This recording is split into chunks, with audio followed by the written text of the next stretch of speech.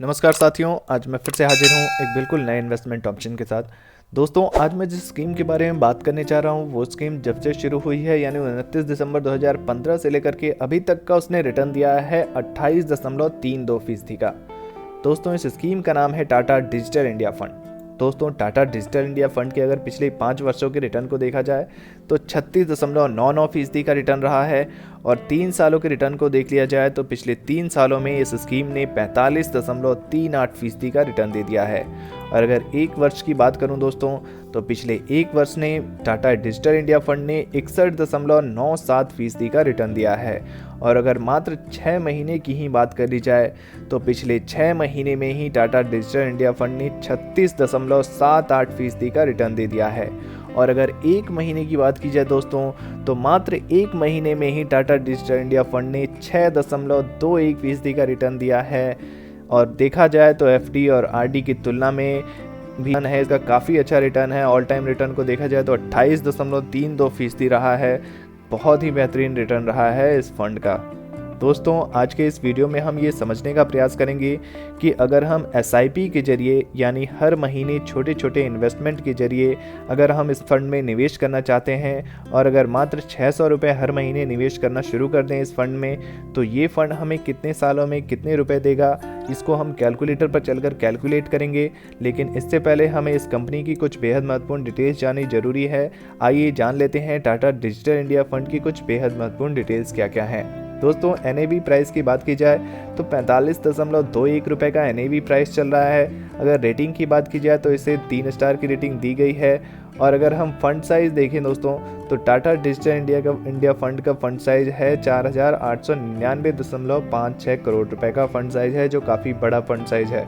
दोस्तों, अगर एसआईपी की बात की जाए, अगर आप एसआईपी यानी सिस्टमेटिक इन्वेस्टमेंट प्लान के जरिए निवेश करना चाहते हैं, अगर हर महीने छोटी छोटी रकम डालना चाहते हैं इस फंड में, तो मात्र आप 150 रुपये से इस फंड की शुरुआत कर सकते हैं।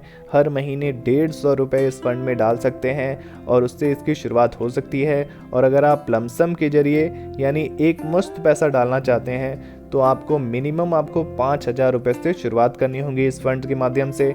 और मैक्सिमम की यहाँ पर कोई भी सीमा नहीं होती है, आप कितने भी पैसे एक साथ इस फंड में डाल सकते हैं। आइए दोस्तों, अब इसकी कंपनी वाइज होल्डिंग्स पर नजर डालें। Infosys limited, Tata consultancy services limited, HCL technologies limited, tech Mahindra limited, Bharti Airtel limited, Wipro limited, L&T technologies services limited, Larsen and टर्बो इन्फोटेक लिमिटेड जैसी कंपनियां हैं इसकी होल्डिंग्स में। दोस्तों, अगर इक्विटी सेक्टर एलोकेशन पर नज़र डाली जाए तो आप आसानी से यहाँ पर देख सकते हैं कि यहाँ पर सबसे ज़्यादा जो सेक्टर को दिया गया है वो टेक्नोलॉजी सेक्टर में इसका इन्वेस्टमेंट करा गया है। टेक्नोलॉजी सेक्टर का ये फंड है। 78.7% का जो इन्वेस्टमेंट है वो टेक्नोलॉजी सेक्टर में किया गया है। उसके बाद कम्युनिकेशन सेक्टर है 7.6%, सर्विसेज सेक्टर को 5.9% रखा गया है, इंजीनियरिंग सेक्टर को 5.4% और फिर अदर सेक्टर आते हैं 2.4% पर। चलिए दोस्तों, आपको कैलकुलेटर पर लेकर चलता हूं और वहां चल के हम समझने का प्रयास करते हैं कि अगर हम एसआईपी यानी सिस्टमेटिक इन्वेस्टमेंट प्लान के जरिए इस फंड में निवेश करना शुरू कर दें, 600 रुपये अगर हर महीने शुरू कर दें निवेश करना, तो ये फंड हमें कितने सालों में कितने रुपए दे सकता है। तो दोस्तों, ये है हमारा कैलकुलेटर। यहाँ पर हम कैलकुलेट करने वाले हैं एसआईपी यानी हर महीने अगर हम छोटी छोटी रकम जमा करें तो हमें कितने रुपए कैलकुलेट होंगे।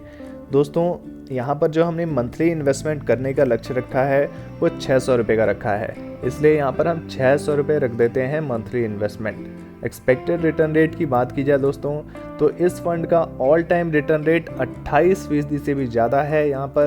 यहाँ पर हम जो रिटर्न रेट लेकर चलेंगे वो 25% लेकर के चलेंगे, 3% कम लेकर के चलते हैं। आगे किस तरह का रिटर्न रहेगा उस हिसाब से अगर हम 25% भी लेकर चलें और टाइम पीरियड दोस्तों बात की जाए तो 5 सालों का, फिलहाल हम 5 सालों के लिए कैलकुलेट कर लेते हैं कि 5 सालों में हमें कितनी इन्वेस्टमेंट होगी, कितना हमें रिटर्न मिलेगा और कितनी हमारी टोटल वैल्यू होगी।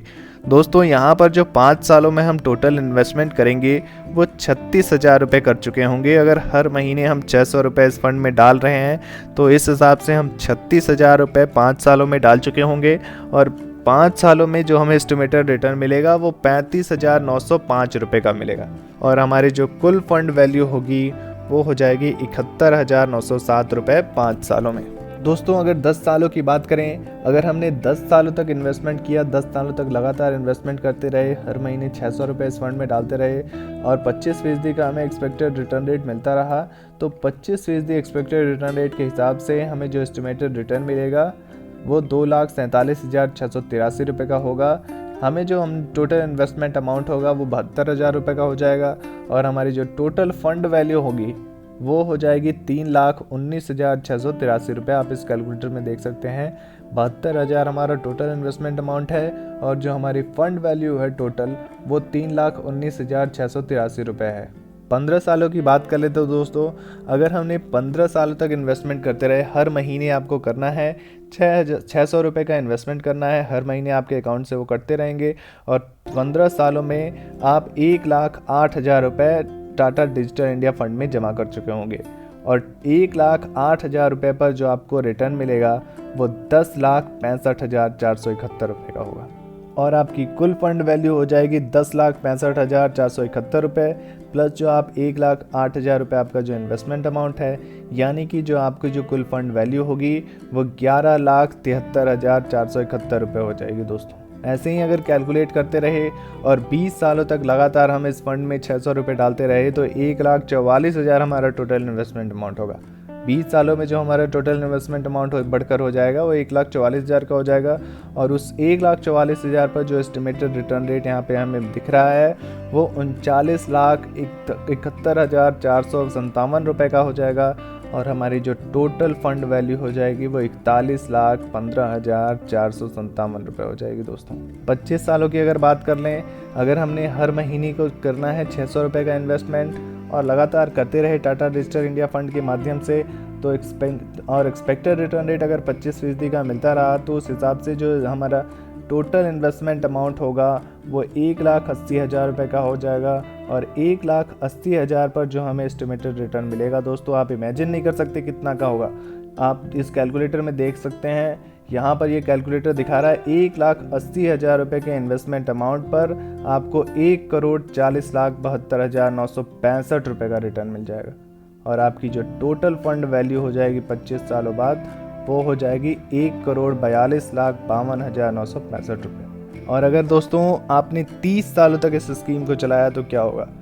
30 सालों तक अगर आपने हर महीने 600 रुपये डालते रहे इस फंड में तो 600 रुपये डालते हुए आप 30 सालों बाद 2,16,000 रुपये इस फंड में जमा कर चुके होंगे और उस 2,16,000 पर अगर आपको 25% एक्सपेक्टेड रिटर्न रेट के हिसाब से मिलता रहा तो जो आपका एस्टिमेटेड रिटर्न बैठेगा वो 4,79,68,829 रुपये का होगा और आपकी जो टोटल फाइनल फंड वैल्यू बैठेगी 4,91,84,829 रुपये रहेगी। तो दोस्तों आप देख सकते हैं इस कैलकुलेटर में आपको करना क्या है, आपको मात्र 600 रुपये का इन्वेस्टमेंट करना है, हर महीने जो आपके खाते से कटते रहेंगे। 600 रुपये के इन्वेस्टमेंट से आप छोटी सी छोटी रकम है ये मात्र 600 रुपये और उससे आप एक बहुत बड़ी रकम तैयार कर सकते हैं अगर आप टाटा डिजिटल इंडिया फंड के माध्यम से इन्वेस्ट करते हैं और आपको 25% का एक्सपेक्टेड रिटर्न रेट मिलता रहता है और आप लगातार 600 रुपये को इन्वेस्ट करते हैं और 30 सालों तक करते रहते हैं तो उस हिसाब से आप इस कैलकुलेटर में यहाँ पर देख सकते हैं आपकी जो टोटल फंड वैल्यू हो रही है वो 4,91,84,829 रुपये हो रही है। दोस्तों टाटा डिजिटल इंडिया फंड की कुछ अन्य डिटेल्स पर अगर बात की जाए तो एक्सपेंस रेशियो आपको 0.41% का देना होता है, एग्जिट लोड 0.25% का देना होता है और स्टैम्प ड्यूटी 0.005% देना होता है और आपको कैपिटल गेन टैक्स देना होता है। कैपिटल गेन टैक्स दो तरह के होते हैं, अगर आप 1 साल के पहले अपना पैसा निकाल लेते हैं तो आपको short term capital gain tax देना होता है, वो होता है 15% प्लस सेस प्लस सरचार्ज। और वहीं अगर आप 1 साल के बाद पैसा निकालते हैं तो आपको long term capital gain tax देना होता है जिसमें आपको 1 लाख तक कोई भी टैक्स नहीं देना होता है। अगर आपका कैपिटल गेन 1 लाख से ऊपर होता है तो आपको 10% प्लस सेस प्लस सरचार्ज देना होता है। तो दोस्तों टाटा डिजिटल इंडिया फंड की ये जानकारी कैसी लगी कमेंट बॉक्स में ज़रूर बताइए। वीडियो से जुड़ा कोई प्रश्न है तो आप पूछ सकते हैं और ऐसे ही नए नए इन्वेस्टमेंट ऑप्शन के लिए हमारे इस चैनल को सब्सक्राइब करना बिल्कुल ना भूलें। धन्यवाद।